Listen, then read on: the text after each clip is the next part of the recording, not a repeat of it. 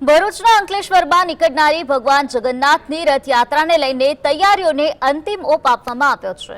ભરૂચના નાકા પાસે હરિદર્શન સોસાયટી પાસેના જગન્નાથજી મંદિરથી આ વર્ષે 24મી રથયાત્રા છે, જેને લઈને ભક્તોમાં ઉત્સાહ છે।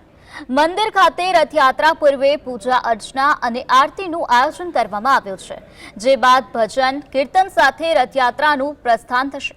શહેરના વિવિધ વિસ્તારોમાં ભગવાન જગન્નાથ, બલભદ્ર અને સુભદ્રાજી પરિભ્રમણ કરશે, ત્યારે આયોજકો દ્વારા તમામ તૈયારીઓ પૂર્ણ કરવામાં આવી છે અને ભગવાન જગન્નાથજીની રથયાત્રામાં પધારવા આમંત્રણ પાઠવવામાં આવ્યું છે।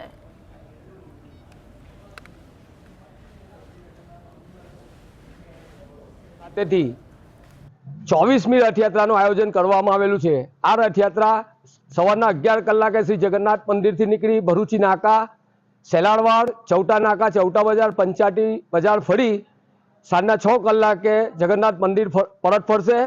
પરત ફર્યા બાદ મહાઆરતીનું આયોજન